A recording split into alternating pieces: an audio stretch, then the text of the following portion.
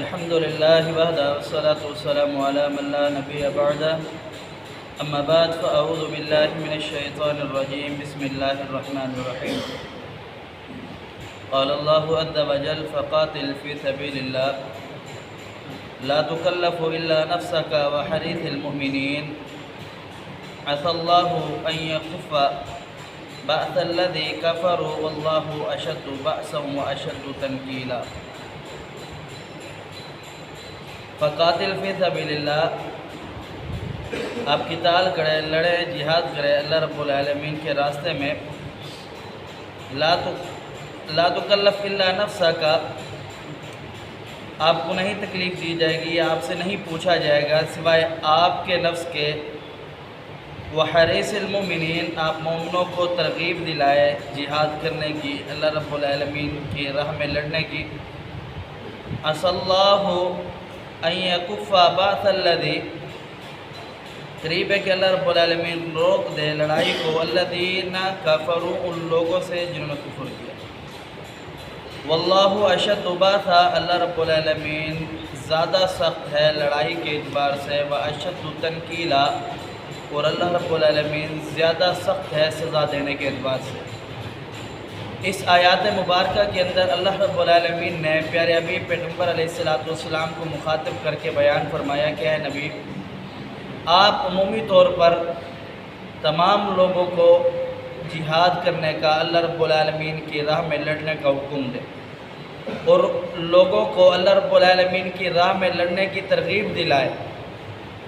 اگر کوئی مانتا ہے سو بسم اللہ، اگر کسی نے نہیں مانا تو آپ سے اس کے متعلق نہیں پوچھا جائے گا، آپ سے اپنے متعلق پوچھا جائے گا. آپ کا کام ہے پہنچا دینا پیغام.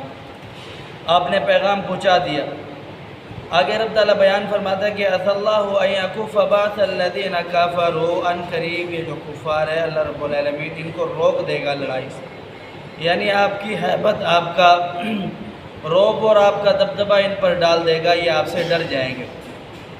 اگر یہ ایسا نہ ہوا، فرمایا کہ واللہ اشد بأسا، اللہ رب العالمین زیادہ سخت ہے لڑائی کے اعتبار سے. واشد تنکیلا، پھر اللہ رب العالمین سزا دینے کے اعتبار سے بھی زیادہ ہے.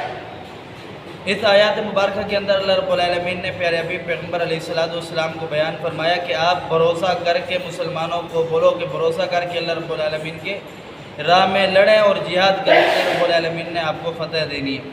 اللہ رب العالمین کافروں کے اوپر آپ کا رعب طاری کر دے گا. اگر ایسا نہ ہوا، کافر ایسا نہ کیا کافروں نے، تو پھر اللہ رب العالمین کا جو سزا دینے کا طریقہ ہے وہ بڑا سخت ہے. یہ پھر کافر اس کو برداشت نہیں کر پائیں گے. تو پیارے حبیب پیغمبر علیہ السلام جب مارکہ بدر ہوا تو اس وقت مسلمانوں کی صفیں تیار کر رہے تھے. مشرکوں سے پہلے مارکہ بدر کے اندر پیارے حبیب پیغمبر علیہ السلام اور آپ کا لشکر پہنچ چکا تھا. جب پیارے حبیب پیغمبر علیہ السلام مسلمانوں کی صفیں بنا رہے ہیں تو آپ علیہ السلام نے فرمایا کہ مسلمانوں، اے ایمان والو، تم جنت کی طرف بڑھو. تو اس میں سے عمیر ابن حمام رضی اللہ تعالیٰ عنہ نے کہا بہت خوب، بہت خوب، بہت خوب. تو رسول اللہ صلی اللہ علیہ وسلم نے بیان فرمایا کہ عمیر یہ کیا کہہ رہے ہو؟ تو فرمایا کہ اللہ کے رسول، یہ کہہ رہا ہوں کہ جنت، اس کے لڑائی کے بدلے میں جنت ملے گی، یہ بہت خوب، اس وجہ سے کہہ رہا ہوں. تو پیارے حبیب پیغمبر صلی اللہ علیہ وسلم سے حضرت عمیر ابن حمام نے کہا کہ یا رسول اللہ، میں بھی جنت میں جاؤں گا؟ تو پیارے حبیب پیغمبر صلی اللہ علیہ وسلم نے فرمایا جی ہاں، تو بھی جنت میں جائے گا. اور اتنے میں وہ کھجوریں کھا رہے تھے اور ان کھجوروں کو کھاتے ہوئے کہا کہ یہ کھا لوں میں، پھر میں لڑتا ہوا شہید ہو جاؤں گا اور پھر میں جنت میں چلا جاؤں گا.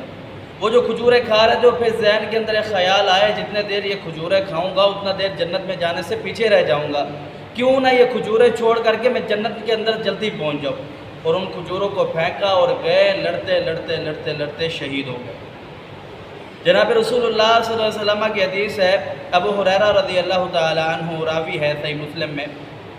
پیارے حبیب پیغمبر صلی اللہ علیہ وسلم فرماتے ہیں کہ جس نے اللہ رب العالمین کے اوپر ایمان لایا اور نماز قائم کی، زکوٰۃ ادا کی اور رمضان کے روزے رکھے، تو اللہ رب العالمین اسے حق ہے رب تعالیٰ پر کہ رب تعالیٰ اسے جنت میں داخل کرے گا.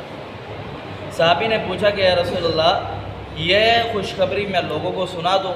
تو پیارے حبیب پیغمبر صلی اللہ علیہ وسلم نے فرمایا ٹھہرو، جنت کے جو درجے ہیں تقریباً لگ بھگ 100 درجے ہیں، ان 100 درجوں کے اندر ایک درجے سے دوسرے درجے کے درمیان اتنا فرق ہے جتنا زمین اور آسمان کے درمیان فرق ہے۔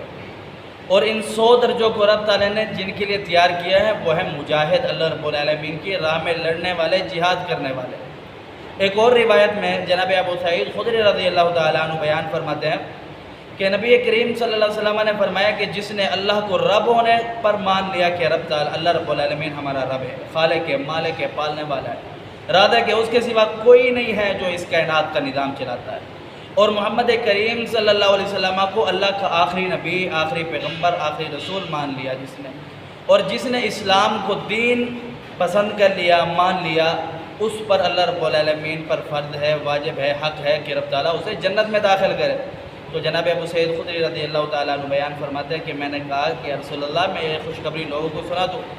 آپ نے فرمایا کہ جنت کے اندر 100 درجے ہیں، ان 100 درجوں کے اندر ایک درجے میں اتنا فرق ہے، اتنا فاصلہ ہے دوسرے درجے تک جتنا آسمان اور زمین کے درمیان فاصلہ ہے، اور یہ جنت اللہ رب العالمین نے تیار کی ہے مجاہدوں کے لیے جو اللہ رب العالمین کی راہ میں جہاد کرتے ہیں، لڑتے ہیں۔